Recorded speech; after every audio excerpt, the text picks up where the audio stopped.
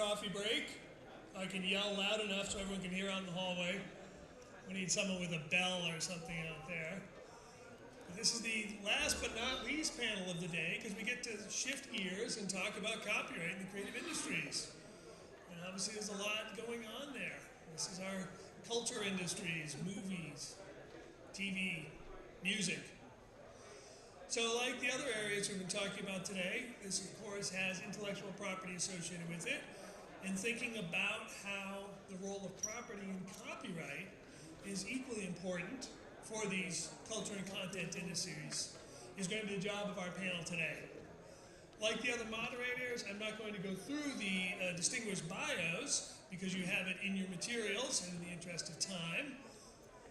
And so I will just say the name of each of the presenters that's going to come up. Same format as the others, 3 presenters and then 2 discussants.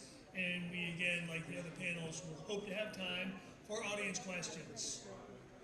So with that, I would like to turn over to our first presenter, Sandra Stairs, who's at George Mason University Scalia School of Law, and at CIIPC, one of the co-hosts. Thanks very much, Sean. Good afternoon. I'd like to talk to you today about the cultural and economic importance of copyright. In the United States, from the beginning of our republic, we've recognized that copyright protection would spur creativity and innovation. Our Constitution grants the authority to Congress to promote the progress of science and the useful arts by securing for limited times to authors and inventors the exclusive right to their respective writings and discoveries. As one of the few constitutionally enumerated powers of our federal government, this grant of authority reflects our belief that copyright protection is a significant governmental interest, and that ensuring appropriate rights to authors drives innovation and benefits society, both culturally and economically. Copyright is a unique form of intellectual property, grounded in an artist's own creativity, hard work, and talent. In many ways, it epitomizes what people in the United States romantically refer to as the American dream. Because of this, some scholars have actually argued that creative works should be even more worthy of protection than physical property. The field of creative works is infinite, they argue, and one person's expression of an idea does not meaningfully deplete the opportunities available to others. Indeed, it expands the pie by providing inspiration to others. Moreover, while tangible property such as land is often pre-existing and is acquired through mere happenstance of birth, intellectual property flows directly from its creator and is essentially the propertization of talent. That is a reward or an empowering instrument for the talented upstarts in society. This was my family's experience. My parents were immigrants to the United States from Latvia after World War II, and I'm the first generation born in the United States. As war refugees, my family had no meaningful possessions when they arrived in the United States, but numerous members of my family were artists and authors, and were thus able to sustain a living through their creative work. My father supported my family through his career as a visual artist. Though my parents did not have the benefit of inherited wealth, they were able to build a secure living in the United States in less than half a generation. And they sent me and my younger sister to college, to graduate school, and to postgraduate school, based on my father's ability to monetize his talent. And this is not an unfamiliar story in the United States, because we have strong intellectual property protections for copyright. The benefits of copyright extend beyond the creative industries. Today, the creative industries drive innovation in their own and in other industries, and they provide major inputs to the economy. Authors collaborate with technology partners not only to distribute their works, but often to create them. Sometimes storytelling itself leads to scientific discoveries and technology innovation. More and more frequently, the presumed distinction between creators and innovators is vanishing as individuals and firms simultaneously generate creative works and innovative technology. Some examples from the relatively recent past, the film Interstellar. Director Chris Nolan collaborated with physicist Kip Thorne to convincingly depict how light travels near black holes. The mathematical analysis and computer programs that were produced in order to render imagery for the film resulted in discoveries regarding black holes that Thorne published in scientific journals. Similarly, director James Cameron, a few years before that, spent years developing the technologies he required to bring his vision for the film Avatar to the screen.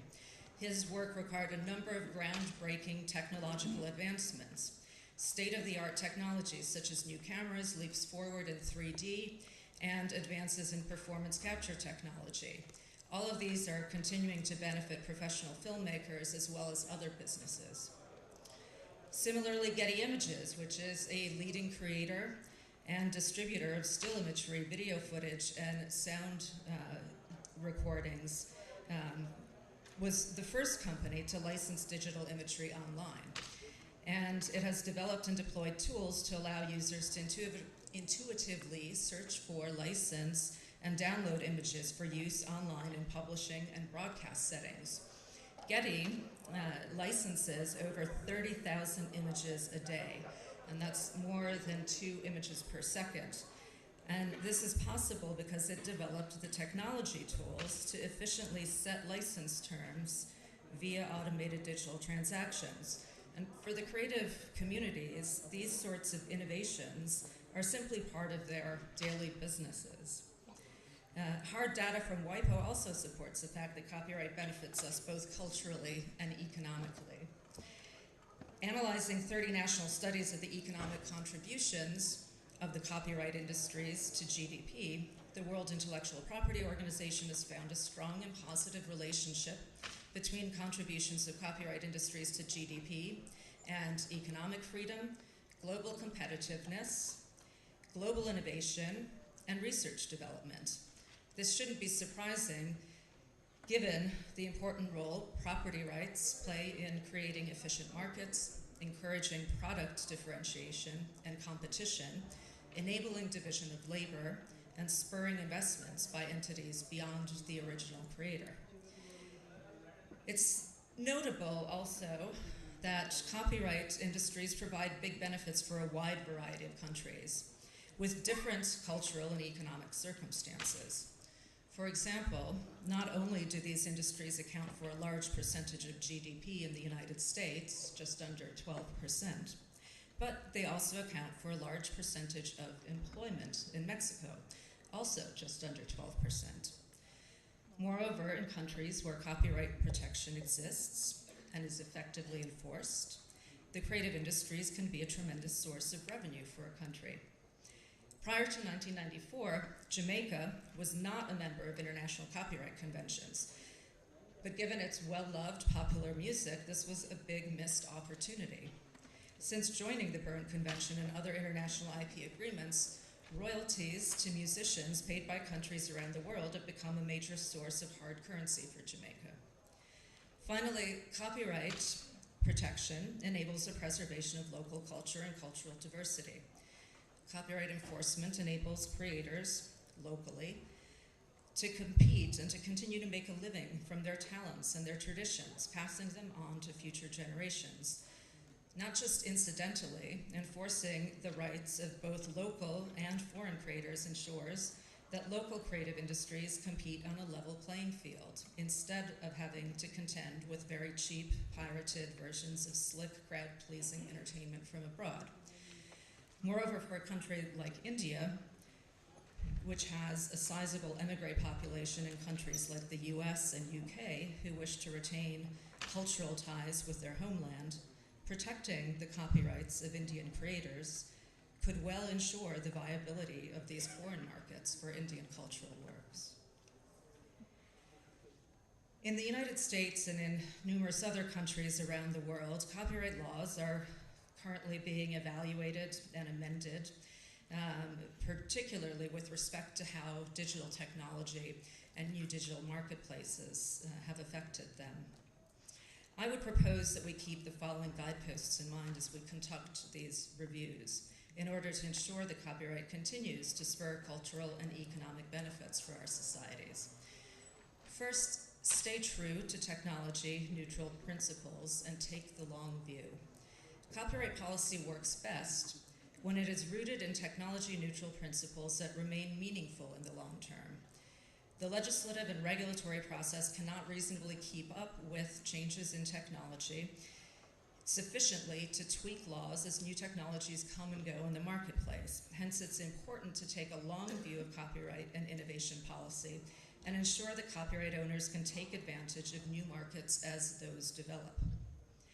Value the entire body of copyright law. When considering copyright, it's important to value the entire body of law, including exceptions and limitations such as fair use and fair dealing. Copyright owners are users of copyrighted works as well as authors, and thus they rely on these provisions as much, if not more, than other users.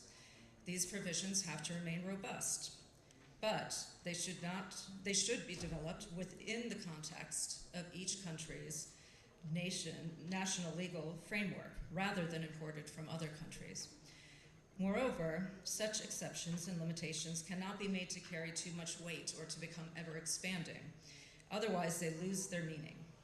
To provide predictable outcomes for all parties concerned, fair use and fair dealing cannot be made into catch-all provisions and applied wherever a court sees no other exception that might apply.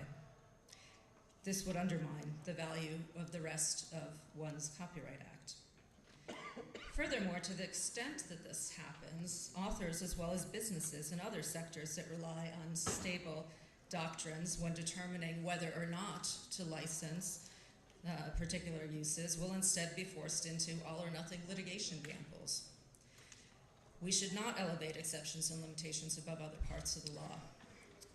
To generate the greatest benefits for society, exceptions and limitations should be applied in areas where they produce public benefits and where they do not simply act as a transfer of wealth from one industry to another. For instance, claims that exceptions or limitations themselves are an input to a production process, or that certain industries are dependent on exceptions and limitations to copyright for their existence, should be rejected.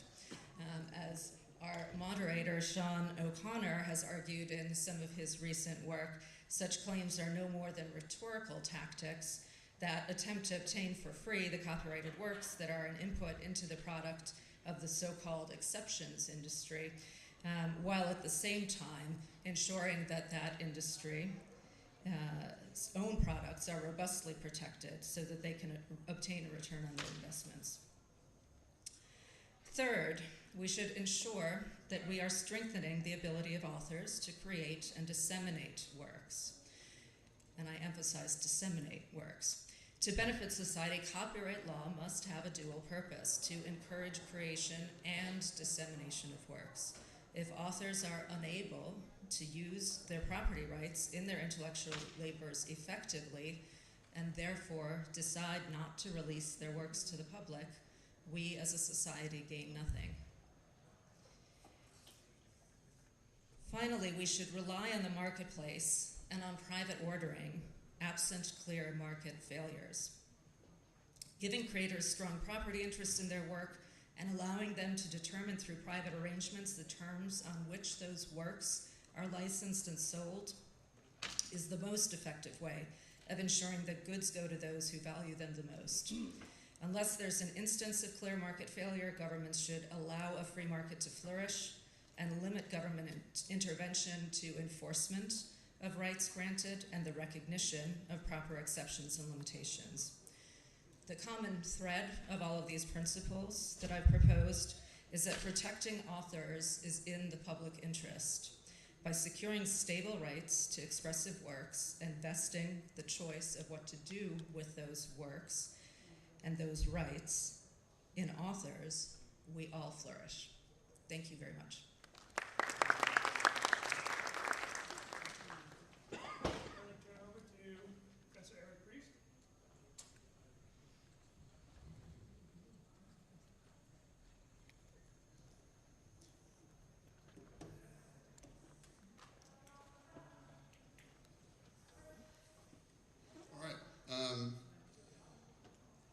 thank you, Sean, our moderator, and also I want to especially thank the National Law University of Delhi and the Center for Protection of Intellectual Property at George Mason University Law School, with which I've done a lot of work, and so I'm very pleased to be a part of this. This is my first time to India. I come to Asia quite often because I do a lot of research in China. It's my first time in India, and I really, really love it so far. So thank you again for this opportunity, and I'm learning a lot. So what I'm talking about is the importance of copyright as an economic right, and what I plan to do is talk a bit about some of the general lessons that I've learned from my research in China. And so my research tends to cover Chinese intellectual property and some lessons that we can learn from the Chinese IP environment that we can extrapolate more broadly into just sort of a general understanding of copyright law and what it does as an economic right. So by going into these case studies about China, I'm not trying to make draw particular connections to India. I really don't know the India creative industries well, but I do know the Chinese creative industries well. But what I am trying to do is draw sort of more universal lessons from these studies that I've done. That always helps. All right, so what does it mean for copyright to be a property right? Well, we heard a lot about this morning from Professor O'Connor and others, but I think at its heart, what we were talking about is that the existence of transferable property rights enables the existence of markets for creative works. It enables the creation of markets. Okay, so copyright enables markets for creation. So why does it matter that copyright enables markets, that it makes markets for creative works? Well, first of all, based on research that I and others have done, first of all, it enables the monetization of numerous and diverse revenue streams, and I'll talk about why that's important in a second. Second of all, as we heard this morning, it allows you to convert your creative assets into transferable assets. Okay, so it permits a licensing ecosystem, and that's actually really, really important when you're talking about a sophisticated transactions around a property right. We're not just talking about, you know, handing over one thing or selling one thing. We're talking about monetizing it in diverse contexts. All right. So why are diverse revenue streams that are enabled by copyright important? Well, first of all, it enables the increased monetization options and income for creators. In other words, you have more ways of monetizing your work, and I'll show why that's important in a second. In fact, this leads into the second point, which is that if you increase the number of revenue streams available to creators, to copyright owners, then it in fact gives them more negotiating leverage against intermediaries and other purchasers of their works.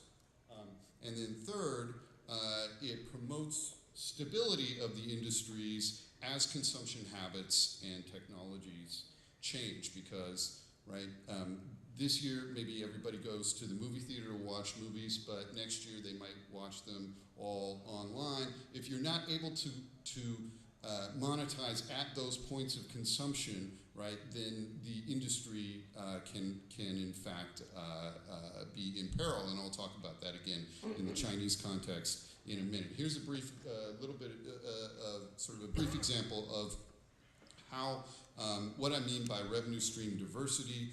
So you can see that you've got the original work at the top, but there are many, many different ways in which, sometimes through trademark licensing, sometimes through the use of or the creation of derivative works, you can monetize an original work.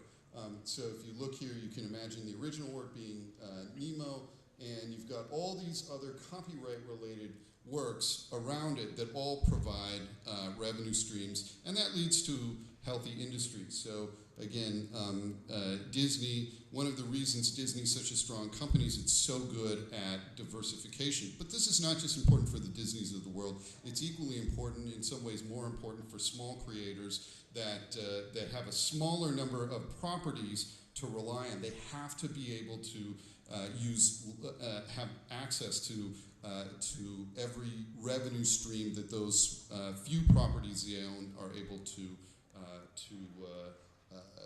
create. All right, so again, a functioning IP system or copyright system should ensure that every time there's kind of a paradigm change in consumption habits, here we have different formats for music, you can see every time one format falls off, another format sort of the consumption around that new format actually increases the amount of revenue that the industry is able to take in. This is actually very important because otherwise, if you couldn't monetize, right, CDs, for example, after cassettes, then your total revenue is going to fall off. It's going to impact the stability of the industry. Look at what happened with digital, right? There you actually do see falling off because it's much more difficult, has been, to monetize that new model. Also, you can see, so for example, in the US, there are lots of different revenue streams that are important to say, the music industry, right? And you can see over time how those change, but they are still monetizable. Okay, so as consumption patterns change, monetization follows those changing consumption patterns, and that again helps the industry be nimble and survive. One last point about when you have sort of a healthier, more functional industry. You can see that there's a pretty strong, powerful negotiating leverage that the copyright owners have. So here you have the copyright owners, the labels, recording artists, songwriters, right? They're making much more than the distributor if you add it together, right? The distributor doesn't. There's a fair amount of negotiating leverage, right? They're coming. The creators are coming at this with negotiating leverage that doesn't exist when you have a weaker copyright regime. Now, so let's look at what happens in China. Now, again, if we compare the U.S. to China, there are lots of reasons why it's not a perfect comparison. But anyway, China falls far down the list, something like the 13th or lower in terms of its music industry. And you could ask why. Why is it so low? Is it that Chinese consumers don't listen to music? Of course not. Almost 80% of consumers listen to music online. So is it that they don't pay for music? Well, no, that's actually not true either. So going back even as far as 2012, people were paying almost $4 billion a year to consume music. Here's the problem. Where's all the money going? Well, because in China, piracy is rampant, and there's really basically only one way. Now, this is changing a little bit. As I said, this was from 2012, so the model has changed a little bit. But in China, piracy's been so rampant, there's really only one way that they made money, and that was through ringtones. So basically, mobile ringtones. And those ringtones are not piratable because they are controlled by the mobile service provider. So China Mobile controls those ringtones, and so you can't pirate the ringtone that people hear when they call you. But what that means, because that's the sole source, or was the sole source of revenue for these copyright owners, what it meant was on this, okay, so there's the US, you compare that to China. So what does that mean for the copyright owners? Well, you see that little red band there? That's the amount of revenue they make out of the entire $4 billion that consumers spend on music. 2% goes to to the copyright owners, 98% goes to the mobile providers, and that's because the copyright owners simply can't negotiate a better deal. Why? Because they have no other leverage. They have no other market. The revenue streams are totally non-diverse, they're totally dependent on that one form of revenue. Okay. So what this also can do is lead to consolidation in the content creator market, right? Because what ends up happening is that content creators have to end up buying up lots of catalogs to try to build up their negotiating leverage, right? You want content, you have to deal with me and me alone. So this leads to a lot of consolidation on the content side as well, which isn't necessarily good because it leaves smaller independent creators out of that negotiating, that bargaining position. All right. One last quick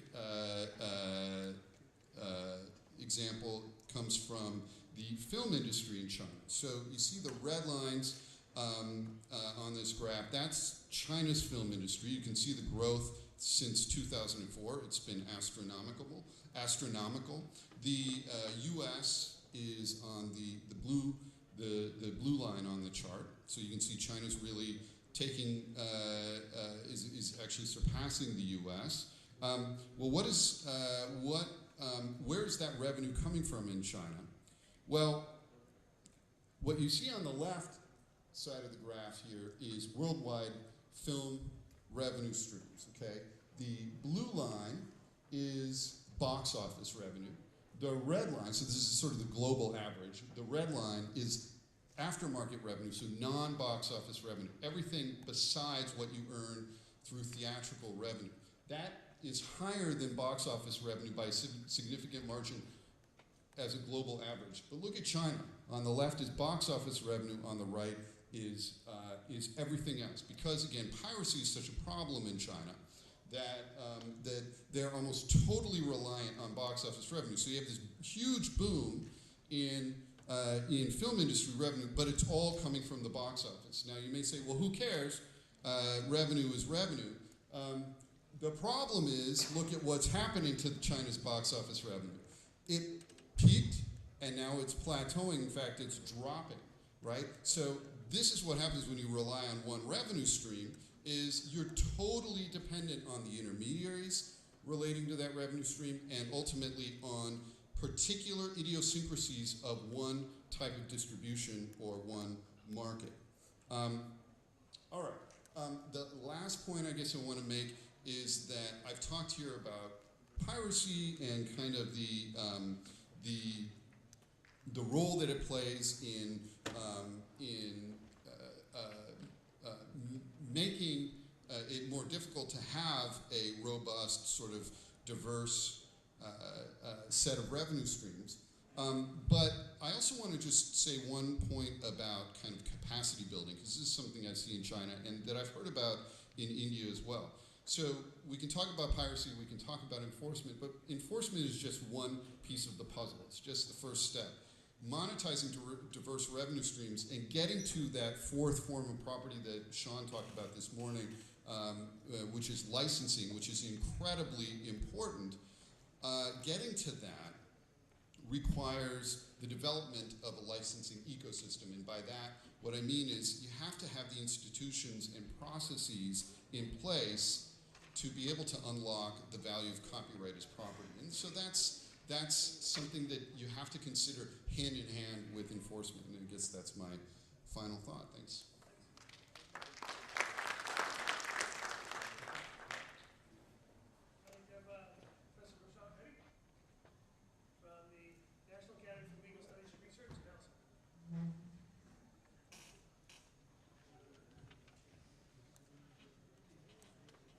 Good evening, everybody. Thanks for staying to the last session. I'd also like to thank NLU Delhi and George Mason University for organizing this conference. It's been fascinating. The topic of my discussion today will be the Indian narrative on copyright law and the limitations on the traditional narrative that you hear on how copyright law, on what copyright law can do for an economy. Now, one of the reasons I chose this topic is I've always been interested in the history and the politics of Indian intellectual property law. And there's been a big black hole after independence, that's from 1947 till now, on what exactly shaped Indian IP. And that leads to a lot of, because there isn't enough information out there, it leads to a lot of folklore on why we have certain things in our law. For example, after the 1994 signing of the WTO agreement, the general critique of Indian IP law is that we have been bullied and pushed by the Americans to sign TRIPS, and basically even copyright law was a foreign imposition on us. And once you stick the label, foreign imposition, it becomes easier to delegitimize a certain point of view when it comes to arguing the merits of a particular case. So one of the reasons I got into this issue was just to see how Indian copyright law came out to be as it is. And it turns out that there's a pretty fascinating history to Indian copyright law. And I wanted to just show how there was a strong domestic demand by Indian authors for a copyright law. And they've made some pretty crazy demands also. But let me start from post-independence. So if you remember, after 1947, we got a constitution in 1950, and the 50s basically saw a great legislative revolution in the sense that Parliament got down to repealing a lot of British laws, and they embarked on a legislative reform process, which involved basically demolishing property rights in a lot of areas. So you had a lot of land reform laws being passed. They were put into the 9th schedule so that the judiciary couldn't even review them. We saw personal law being rewritten for the first time in Indian history. Even the Britishers didn't do that. But you had Nehru pushing down the Hindu code through Parliament, despite vehement opposition from very influential religious leaders. And it wasn't surprising that copyright law reform was also on the cards. At that point of time, India was a party to the Berne Convention, which had pretty high standards of copyright protection in the sense of life of the author plus 50 years. There was a bar on having any kind of registration requirement for copyright law. And in 1955, the Indian government introduced a copyright bill in Parliament, basically trying to get out of its Berne Convention requirements. They were going to reduce the term of copyright from life of author plus 50 years to life of author plus 25 years. They were going to introduce a copyright registration requirement, which would basically increase the compliance costs for authors. And they had also introduced a compulsory licensing system. Now, you would have thought that in that era, given the mood against property rights in the country, a bill like this would have sailed through Parliament.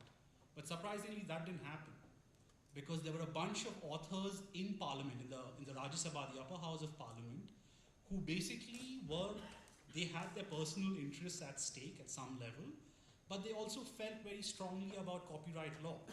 And they were the ones who basically forced Nehru's government to backtrack from their agenda to reform copyright law. Let's discuss the viewpoints of a few of the main movers. The first man is of Maulana Azad. He was the first education minister of India, who basically, at that point of time, copyright policy was decided by the education ministry because it was seen as something, as an access to knowledge issue. The second man over there is Ramdari Singh Dinakar. For those of you aware of him, he was an award-winning Hindi poet. He, during the copyright debates, he gave a lovely speech in Hindi, basically telling Parliament that, copyright over here is not just about, creativity, it's also about our freedom. As an author, if you want me to be independent-minded and not be dependent on the government for patronage, I need to have my own copyrights from where I can earn revenue. And he gives an example of Russia, saying that I've been to Russia recently, and I've seen authors there, they're very prosperous, but they're basically feeding off state patronage, and you're never again going to see authors of the caliber of Tolstoy or anybody else, because now nobody can speak up against the government. The third speaker over there is Minu Masani, who was one of the founders of the Swatantrata Party. It was perhaps the only political party in India which espoused causes of the free market and was, right of center when it came to the economic policies. One point of time, they were the largest opposition party in India. So Meenu Masani spoke out against this registration requirement for copyrights, basically telling Parliament that why do I need to go to a minion of the bureaucracy to have my copyright registered? It's created when I put my pen down on paper. So these were very, very strong, articulate viewpoints on why they wanted copyright law. In the next decade, there was a bit of a shift in how India started perceiving copyright law, in the sense that we had a new education minister, Justice Chagla. He was the Chief Justice of the Bombay High Court for about 10 years, and he was also a diplomat for a few years. He was India's ambassador to the US and UK. And when he became education minister, he was quite clear that he wanted India's copyright law to change, because he saw this as increasing the cost of educating the country. And he, along with a registrar of copyrights called T.S. Krishnamurthy, who later joined WIPO, they teamed up to basically change the Berne Convention on copyrights. Because they decided that, okay, if Indian authors are saying that they're going to violate the Berne Convention, and that's the reason that we should stick to the old copyright law, let's just change the Berne Convention. And in the 60s, India teamed up along with a lot of African countries.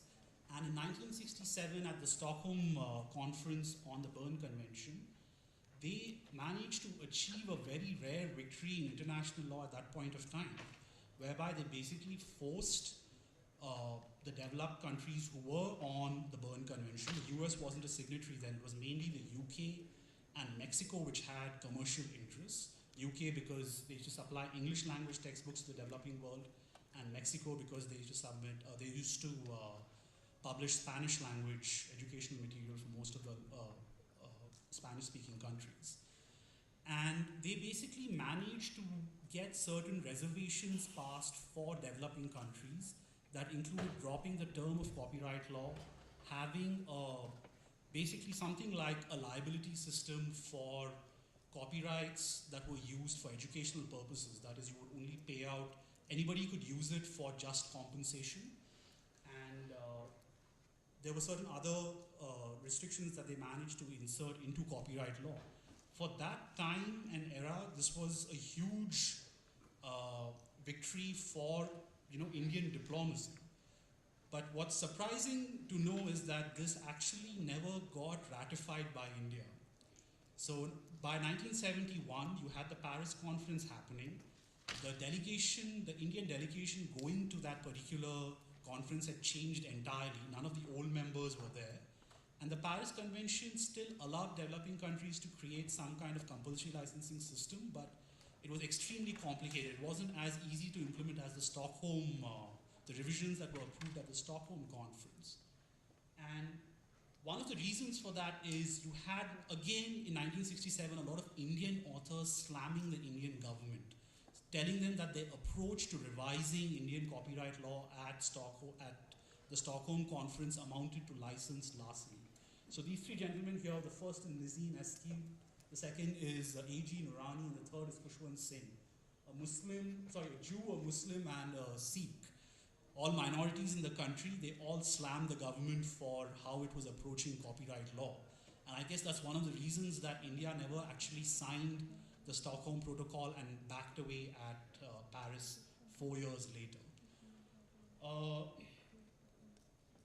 Now, this is the last example that I'll give you. This is in 1991, when Rabindranath Tagore's copyrights were expiring.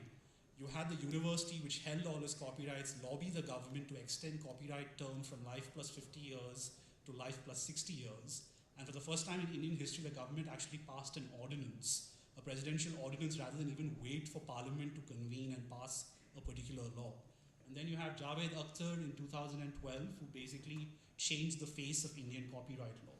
The reason I give these examples is just to let you know that there is a very strong Indian demand for copyright law. I mean, there are creative interests in India which do want a strong copyright law, but the extent to which they are willing to push and the extent to which we as a country should concede to their demands is a separate question. But this is just to make the case that this really isn't a foreign conspiracy against India. There is a strong domestic case over here to have copyrights. This was, I think, the case which has now changed India's approach to copyright law. This is the DU photocopy case, where you had students out on the streets basically making a lot of the same arguments that the access to knowledge movement had made in Europe and America, where basically now, thanks to the DU photocopy case, you can photocopy any amount of educational material for educational purposes without paying the copyright owner a single dime. And nobody can stop you. That's covered under the fair dealing exception. Now,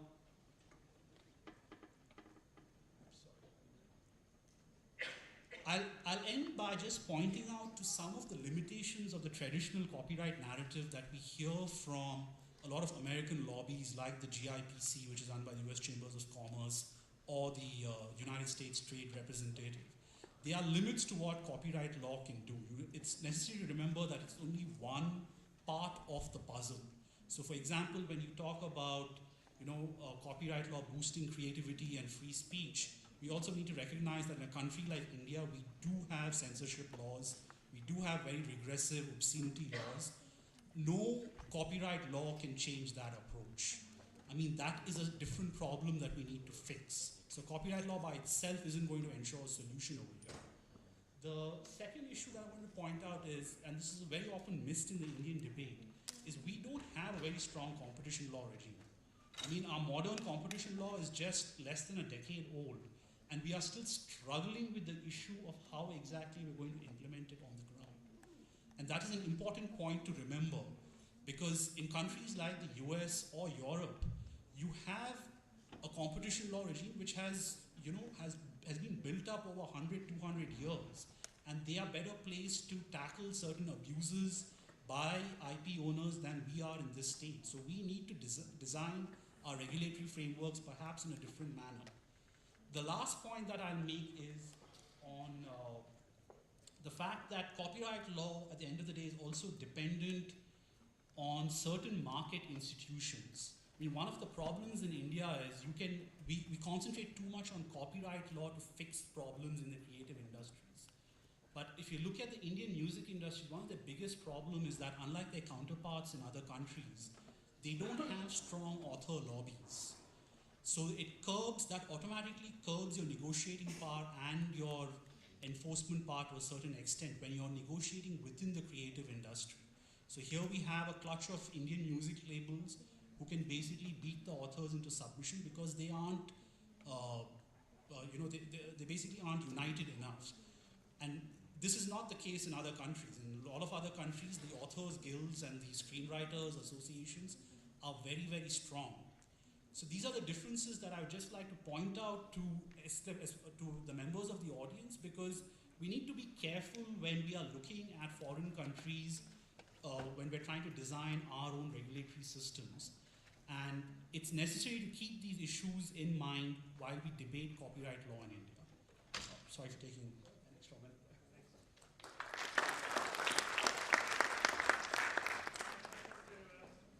Dr. Forler to give the perspective discussant on the panelist that spoke, and he is from the Indian Performing Arts Society.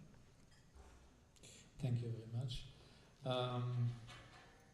I knew some of what you were just saying, but the whole perspective I hadn't seen before, which is very surprising given the state of authors, is that it is authors in India who have taken the lead historically since independence in fighting for a real Copyright Act. We know that in the business of copyright, author is always the weaker party when it comes to negotiating a contract, because on the opposite side you will have usually corporations with their battery of lawyers, and on this side you will have just an author. But in all these discussions, we never speak about the elephant in the room, which is the judiciary. I have seen contracts, music contracts in the film industry. I have copies with me from the late 50s until 82. In those days, there was mostly one record label, HMV, which was a British record label. And they were using the same contracts as in Britain. And in these contracts, you can see that the composer, the author, they retain their rights. You will even have, often there is a letter from the film producer saying that I recognize that you are the owner of your rights. I will not collect any copyright of yours anywhere in the world. I have letters where the film producer writes to HMV that 5%, which was the mechanical rate that was set by the Copyright Board in 1959, 5% of the income of the sales of the records has to be paid to you, composer and lyricist. And then we had the 1977 Supreme Court judgment, which killed all this, which says that no, the author and composer, they are just laborers. They are hired workers by the film producer. And therefore the film producer is the first owner of the copyright. And after that 77 judgment, the previous agreements totally stopped. And we have today another case which is called Aditya Pandey case, where 4 courts in a row, including in appeal, decided that when a song, when lyrics are recorded, the authors, they lose their rights in the recording, which means that as soon as the song is created, when the superstructure, the recording happens, they lose all their rights. Which means they lose the right to copy. It is undermining the fundamentals of copyright. And you have 4 courts who have ruled in favor of the radio companies. And so how can you fight? You are already in the business. It's another point that has not been addressed as yet, is that we, the authors, the composers that I represent, we live in a gig economy. We don't have salaries. We work according to projects. So we live in a gig economies, and the salary in gig economies are royalties. The royalties are the salary and the pension plan of the creators. They have no other income except spot payments when they are in the recording studio and they give the lyrics. So the gig economy, as was mentioned earlier, it is 12% of the US economy. It employs there is the first global study on creative industries, which was done by CIIPC and Ernst & Young in 2015, shows that the creative industries, they are the 3rd employer in the world. They employ twice the number of employees in telecom industries. They employ 5 times more than the pharmaceutical industries. So they are huge job creators. And the foundation of all these individuals and companies in the gig economy, whether it is true for a lyricist, it is true for a Disney, their income is royalties. So in the Indian system today, the royalty system is totally broken. Nobody sees any royalty. So how to fix it? I would say a huge blame is to be put at the door of the judiciary. Whenever authors, they found that their society, IPRS, doesn't function, they raised their voice, they were sucked up into a collusive case between a member of the board and the society in some faraway jurisdiction where I didn't even know where it was located. I had to look up on Google Map. And that case got 174 extension. It went down from 2004 until last year when we settled out of court. So the judicial system has been, in India, has been consistently anti-creator. There's a few exceptions, but in my view, the judicial system has paralyzed the whole industry and is responsible for the sorry state of affairs. And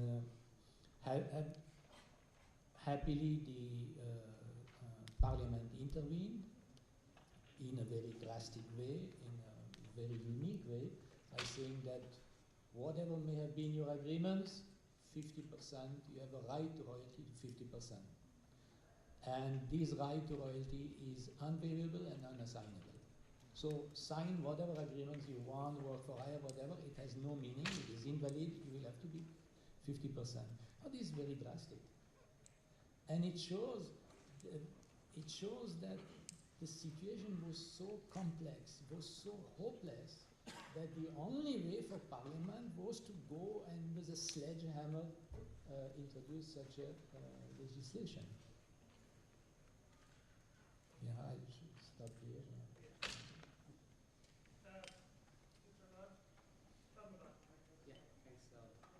Thank you, NLU Delhi and the University for this wonderful opportunity. I guess the two sides of the coin here, when you come up last after very insightful data points from speakers who have spent years, looking at this field, there's not much left to say. But the other side of the coin is that there are many interesting data insights one can build upon thematically to, even if not say much, at least ask certain interesting questions. So one thing I was thinking all through when each of you made your presentations and Ashil made his points is that really we are at this cusp or crossroads where we are thinking about property versus political economy. That's pretty much everything that all of you have said captured in one sentence. I would just say it is really about copyright as a property system versus creators and other actors, intermediaries, distributors, whoever else, even access, and the larger public, all operating within the political economy.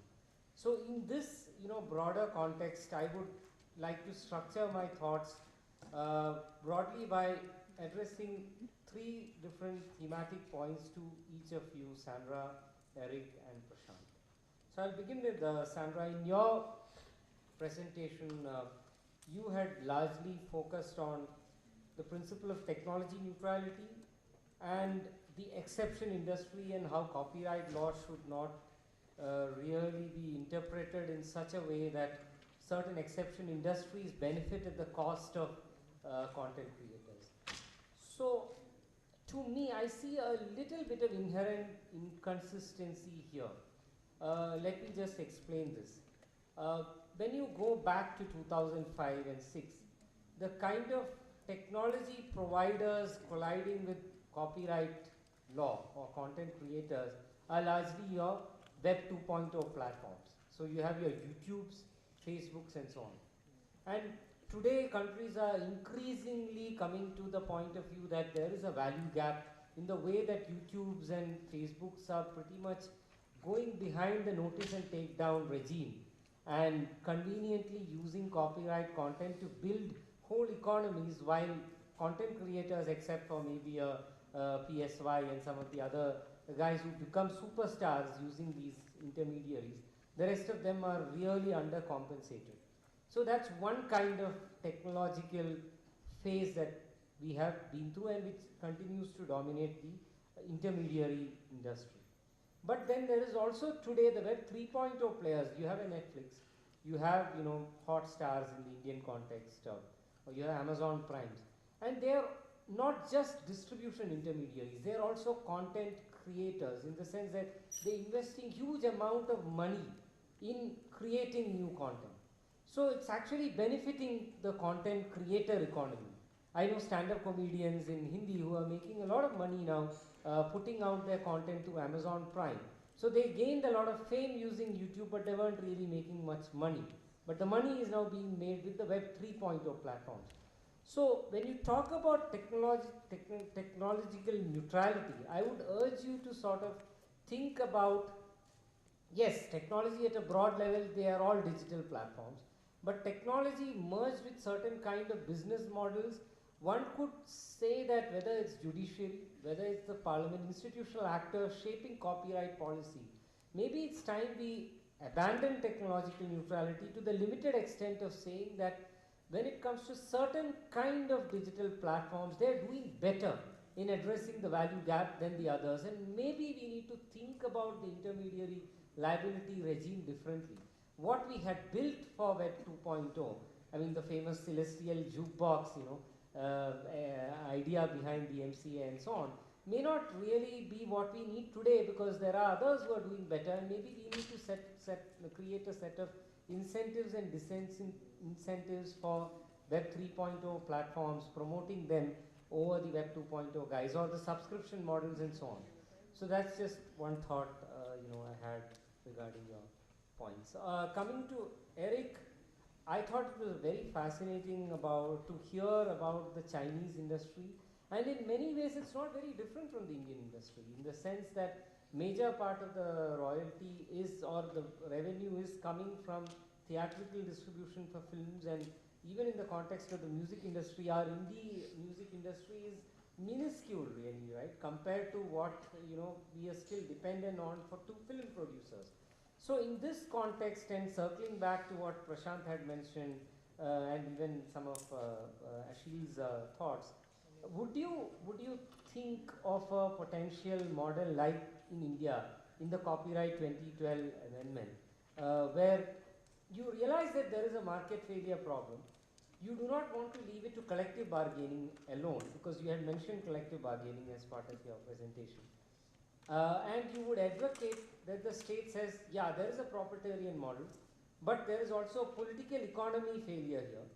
There is a market failure in that sense, and therefore it's time to intervene and say that in the context of these relationships, like a relationship between a music composer and a lyricist with the film industry, for instance, because a major part of your revenue is actually coming from this, and while yes, we do believe that revenue stream diversity is a good solution, it's not happening at the moment. It may happen in the next 5 years, but if it does not happen, to alter the relationship between the content creator and the intermediary or the distributor, to the extent that you need to shape it away from pure contractual to more regulatory solutions.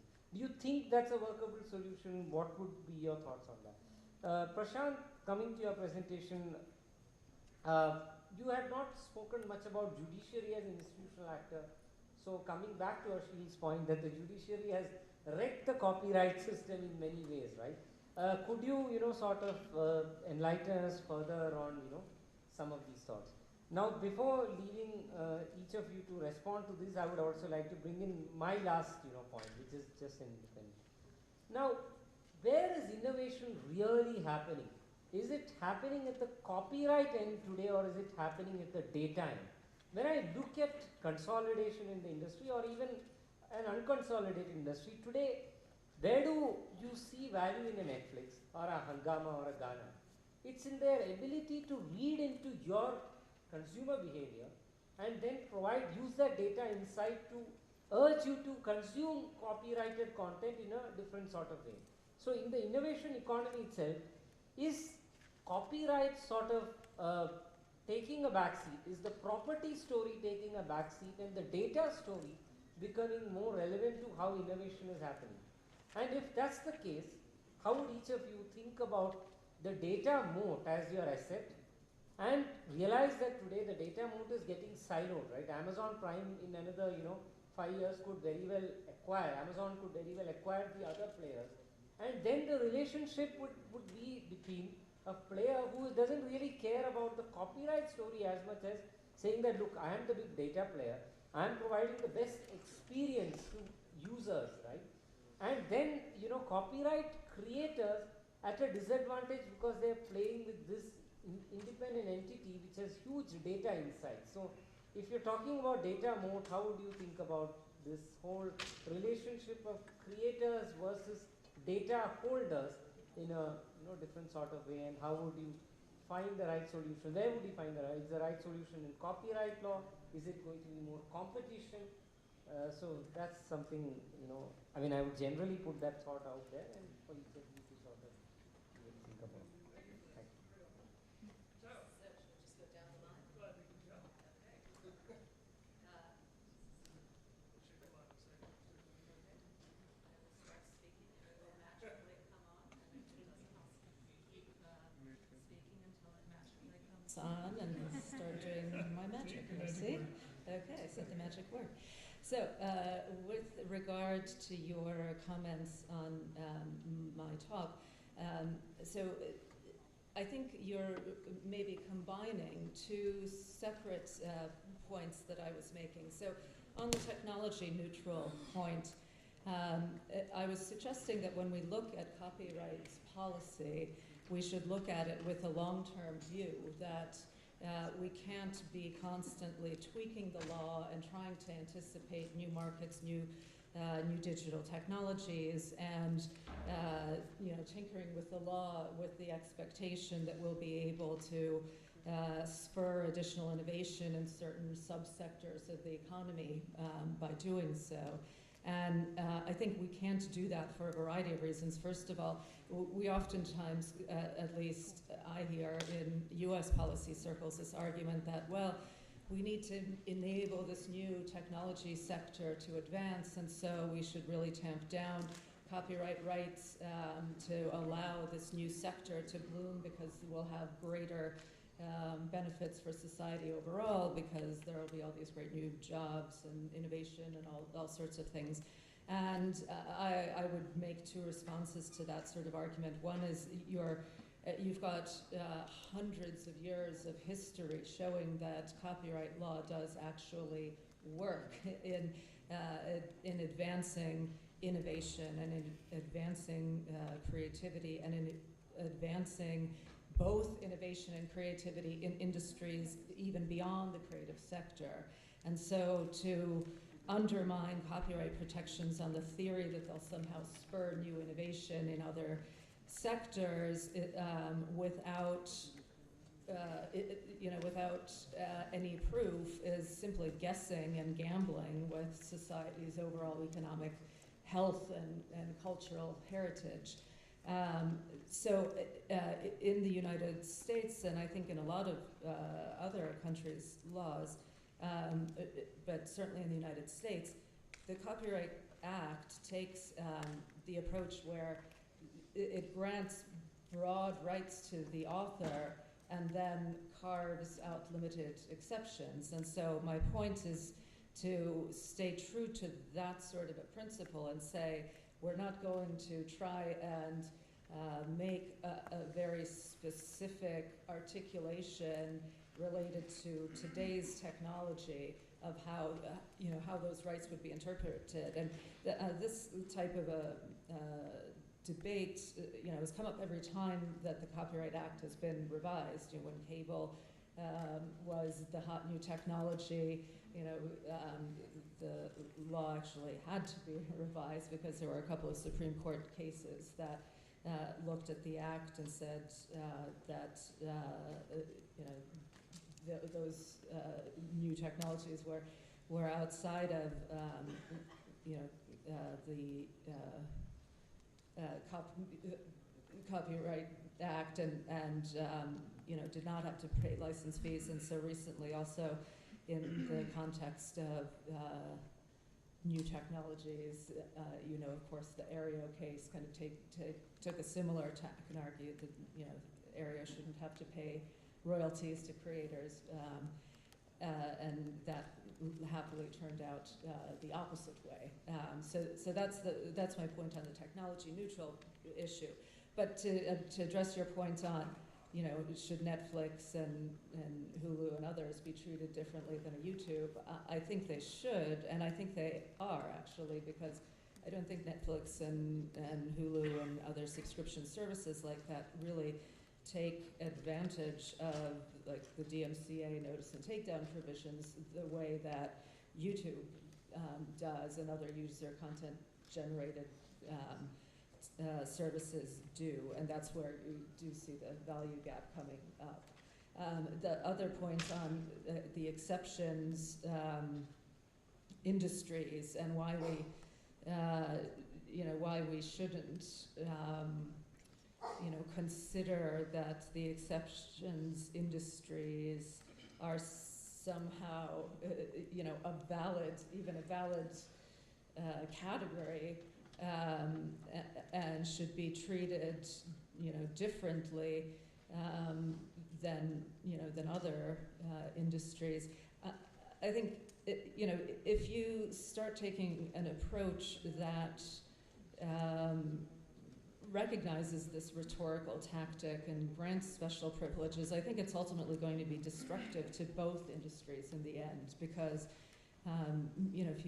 there are some economists that have looked at this and have noted that exceptions and limitations are not inputs to production process. They are, the copyrighted work is the input, and they're a complementary input in some industries. So you say, students need access to books and libraries, and in order to study, and internet users need access to both search engines and copyrighted materials to gain access to information. And so while the exceptions industry might somehow, so-called exceptions industry might benefit in the short run, if they have lower input costs in the long run, if you limit the price that's being charged for copyrighted works in this way, it limits the number of works that ultimately become available as inputs, and so everybody does worse.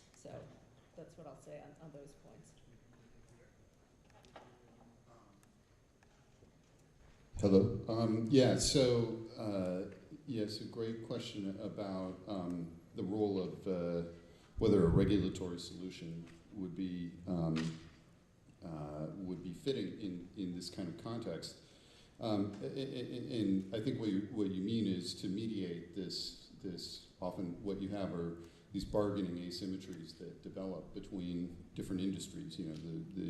Whether it's a telecom or other kind of distributor versus the content industry, and absolutely. And in fact, we've seen that throughout the history of copyright. So the legislature or some of the regulatory bodies step.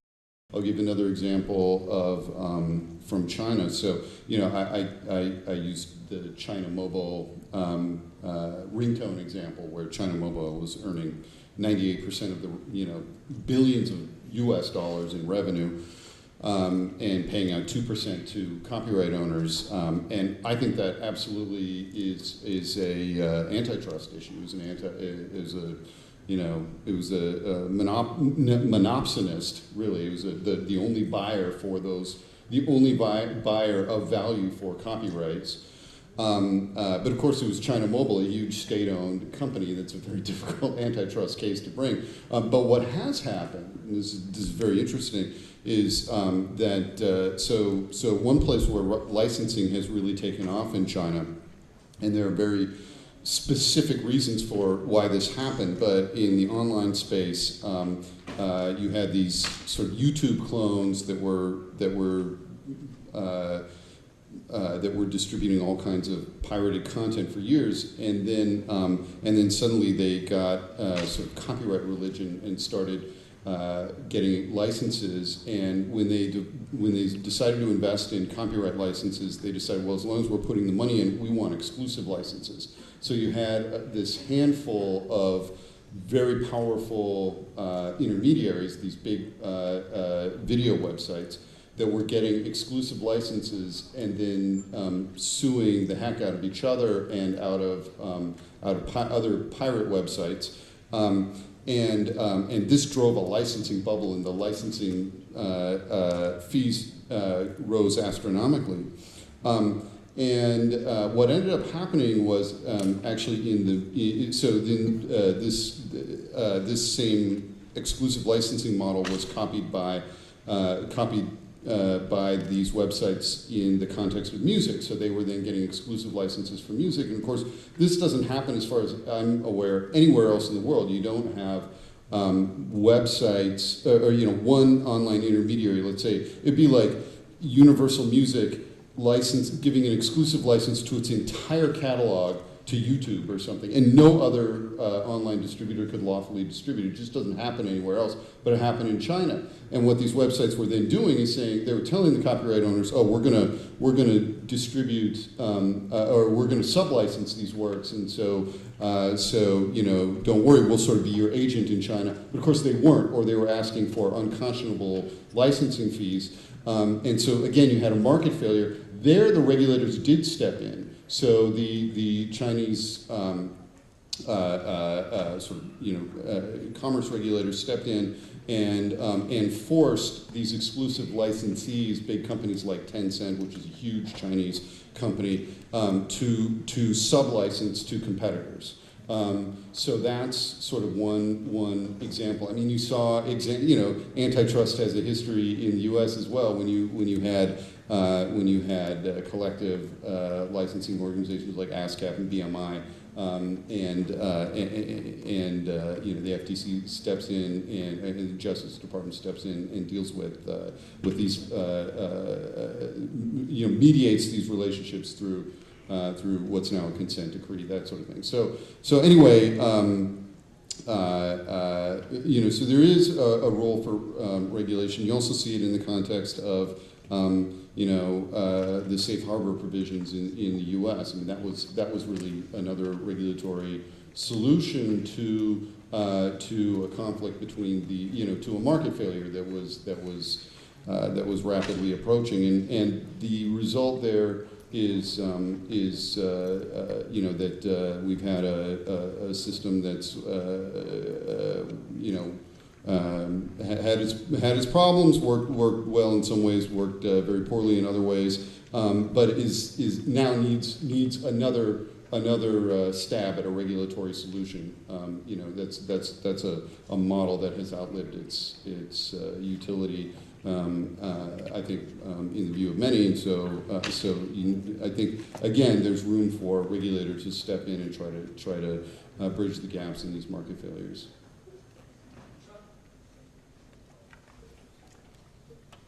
There's really nothing specific that I can respond on the issue of the Indian judiciary not getting copyright law. One of the problems, I mean, some of the problems are beyond the ambit of our discussion today.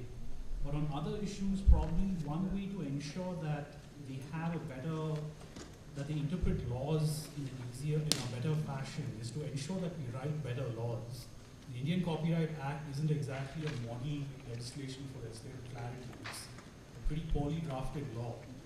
And we need to fix that perhaps if we want judges to interpret the law more consistently in the future.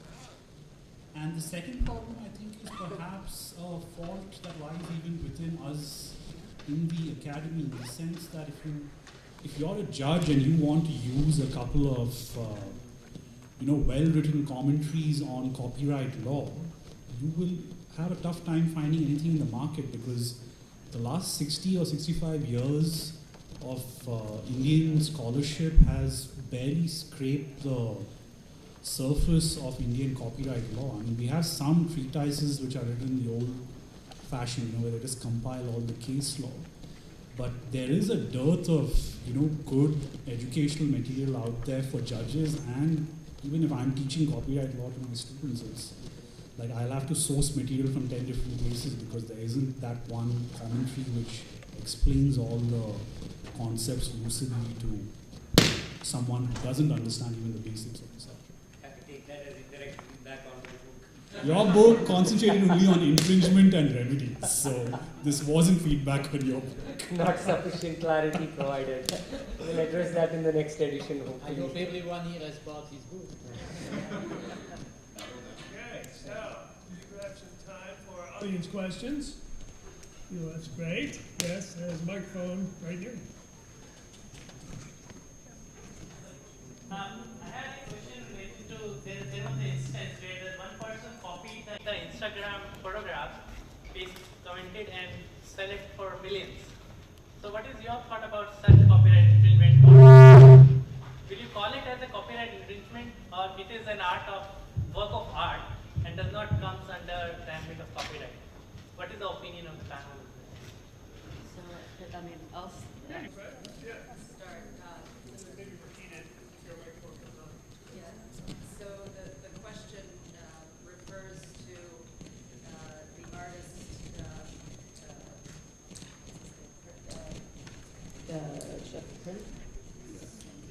Richard Prince.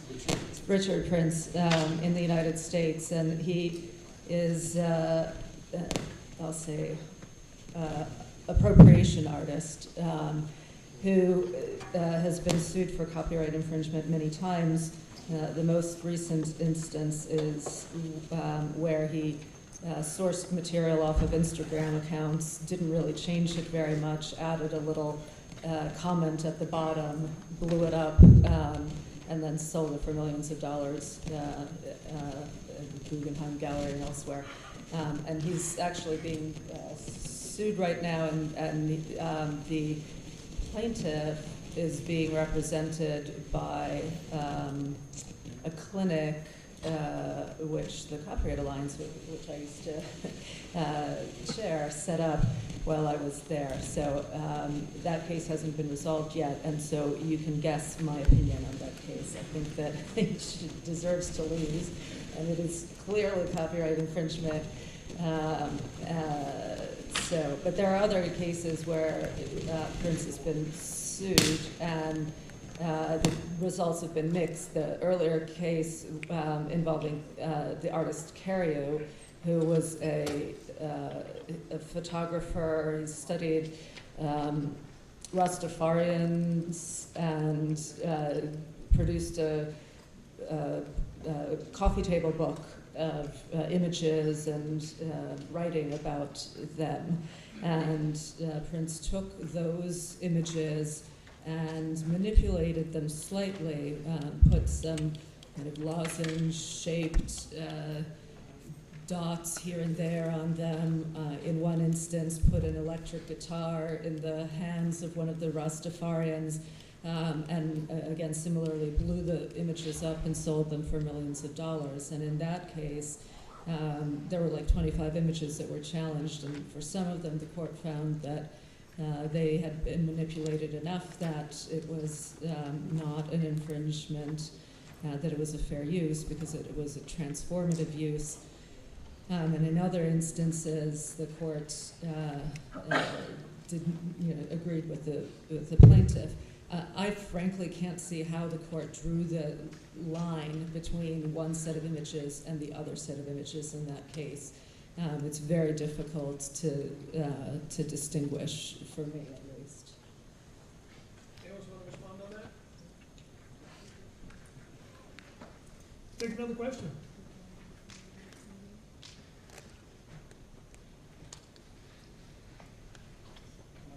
Okay, thank you for the. No, I can go ahead. You can continue. Okay, so thank you for the excellent presentation. So I have a quick question for Eric. So during your presentation, you were talking about the revenues from the mobile ringtones, but could you please also talk a bit about the increase in revenues you see in live streaming in China? Because some people say that it is increasing almost close to $5 billion. So how would you actually take that also into consideration in this? Yeah, well, you're talking about live streaming in in the U.S. or just globally, or China. oh, in China. I'm not aware of that figure. Are you talking about video streaming?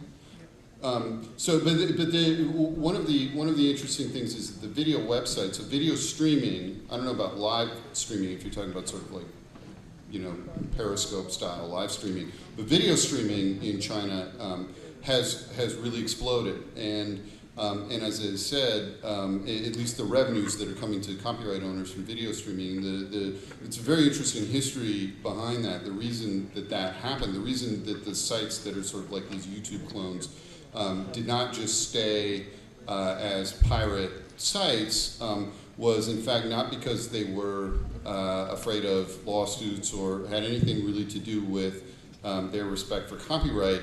It was because they were threatened by their advertisers. So the advertisers, so they really care about, what they cared about was advertising dollars. And the most coveted advertisers were big international brands.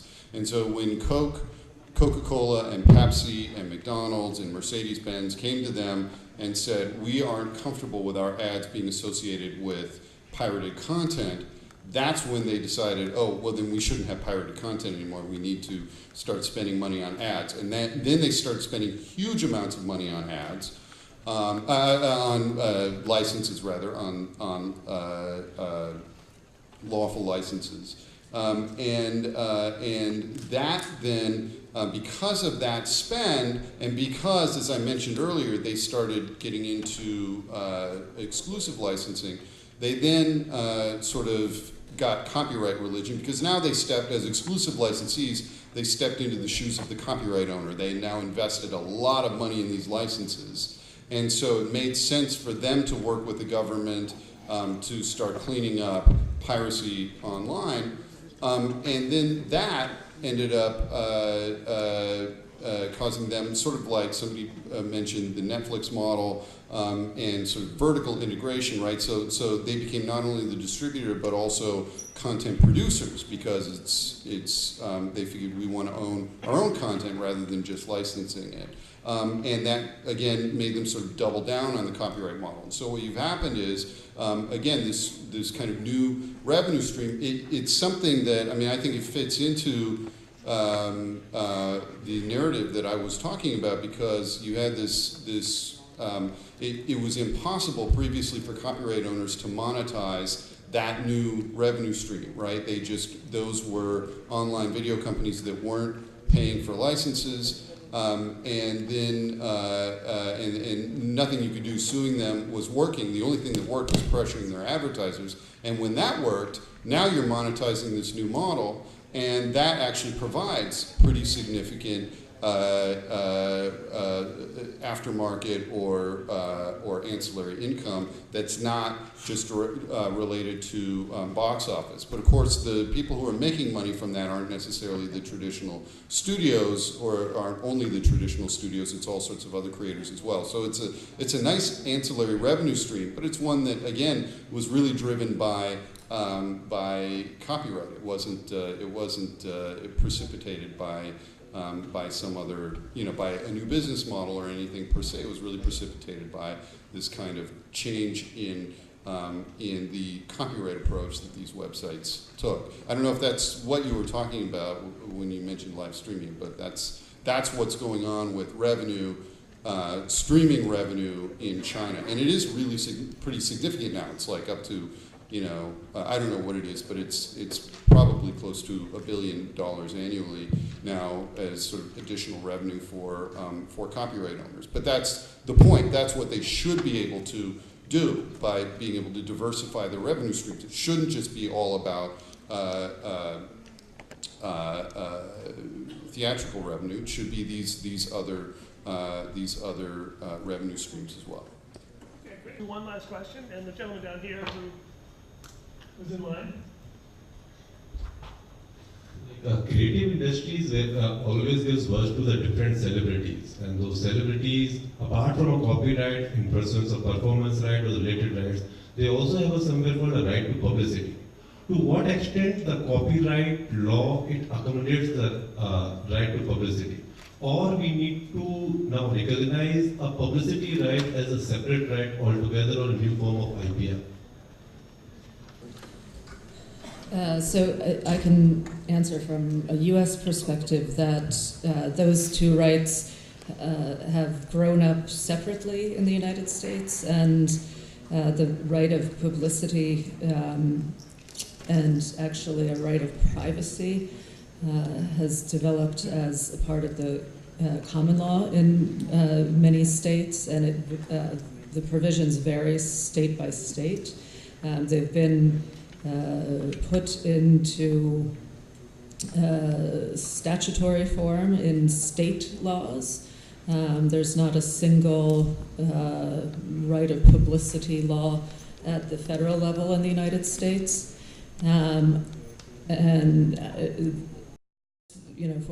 I guess for a variety of reasons that are probably more applicable to the United States rather than anywhere else, that's happened. But I do think that while the copyright protections protect complementary and similar rights, the right of publicity is a separate right and applies to separate actors often. And sometimes you actually get a tension between copyright owners and the individuals who are protected by a right of publicity. So for instance, there are debates ongoing in the United States right now between, and it's not limited to celebrities, but often you hear it raised in that context, between representatives of SAG-AFTRA, the Actors Guild, and the Motion Picture Association, among others, about whether the right of publicity should extend past an individual's death, and it doesn't in many states in the United States. And one of the reasons why this is coming up is because of new technologies such as holographic technologies, which have emerged and allow you to generate a very lifelike image of somebody. And while in the past it was reasonable perhaps to say, well, what interest do you have in either your right of publicity or your right of privacy after your death? Now I think there's a much more legitimate argument to say, yes, you do have an interest, because if you can take a technology and create a lifelike representation of an individual and put that individual in a film that they never participated in, or a commercial that they never participated in, or have them saying and doing things that they've never done and never authorized to be done, that's something that I think an individual, whether they're a celebrity or a less well-known person, has an interest in protecting and controlling, and as do their heirs potentially, for not so much, although potentially for income reasons, but also for more, moral rights related reasons. Okay, well, great. We've extended both beyond copyright and beyond the scope of our time. So that's a good place to leave it. But it is an excellent issue, and you'll see much more of that. Join me in thanking our excellent panelists.